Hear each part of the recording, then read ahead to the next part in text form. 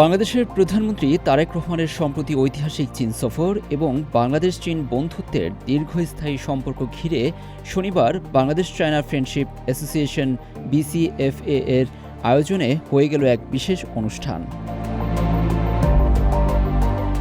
রাজধানী ঢাকার pan Pacific সোনারগাঁয়ে সকাল 11:30টার দিকে শুরু হওয়া অনুষ্ঠানে প্রধান অতিথির বক্তব্য রাখেন স্থানীয় সরকার, পল্লী উন্নয়ন ও সমবায় মন্ত্রী এবং বাংলাদেশ জাতীয়তাবাদী দল BNP মহাসচিব মির্জা ফখরুল ইসলাম আলমগীর।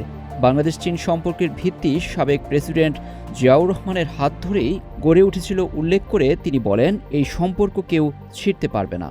চীনের সঙ্গে বাংলাদেশের সম্পর্ক অবিচ্ছেদ্য সম্পর্ক, এটাকে সহজে কেউ টেনে নিয়ে ছেড়ে ফেলতে পারবে না। আমাদের রাজনীতি আর চীনের রাজনীতির মধ্যে খুব বেশি পার্থক্য আছে আমার কাছে মনে হয়। আজকে দেখুন আপনার গোটা পৃথিবীতে চীনের যে রাজনীতি, সেই রাজনীতির দিকে কিন্তু আমাদের মতো দেশগুলো যারা আমরা একটু কম শক্তিশালী, দুর্বল, আমরা কিন্তু একটা বাধ্য হয়েই আমরা কিন্তু তাদের দিকে যাচ্ছি। ফর ব্যবসা বাণিজ্য, আমাদের সিকিউরিটি, সব প্রশ্নে আমরা যাচ্ছি। চীন আর সেই জায়গায় নেতৃত্ব, আমি এই কথা বারবার বলেছি, আমাদের বিভিন্ন বক্তৃতায় বলেছি যে China should take the lead, চায়নাকে লিড দিতে হবে, নেতৃত্ব দিতে হবে। অনুষ্ঠানে বিশেষ অতিথির বক্তব্যে বাংলাদেশে নিযুক্ত চীনের রাষ্ট্রদূত ইয়াও ওয়েন ঢাকা বেজিং সম্পর্ক এখন অন্য যে কোনো সময়ের চেয়ে অনন্য উচ্চতা হিসেবে বর্ণনা করেন। এছাড়া রোহিঙ্গা সংকট মোকাবিলায় তার দেশ বাংলাদেশের পাশে আছে বলেও জানান তিনি। বাংলাদেশ ও চীনের সম্পর্ক বর্তমানে ইতিহাসের অন্যতম সেরা পর্যায়ে। এখন সাম্প্রতিক উচ্চ পর্যায়ের সফর দুদেশের কৌশলগত অংশীদারিত্বকে আরও শক্তিশালী হয়েছে। উন্নয়ন, বাণিজ্য, যোগাযোগ ও আঞ্চলিক স্থিতিশীলতার মতো গুরুত্বপূর্ণ ক্ষেত্রগুলোতে বাংলাদেশকে দীর্ঘমেয়াদী সহযোগিতা দিতে চীন প্রতিশ্রুতিবদ্ধ। এছাড়া তিস্তা নদী মহাপরিকল্পনা বাস্তবায়নে আন্তরিকভাবে কাজ করছে চীন। বাংলাদেশ চীন মিয়ানমার অর্থনৈতিক করিডোর BCM নিয়ে কাজ এগিয়ে যাচ্ছে। পাশাপাশি চীনের উচ্চগতির রেল প্রযুক্তি বাংলাদেশে ব্যবহারের সম্ভাবনাও গুরুত্বের সঙ্গে বিবেচনা করা হচ্ছে।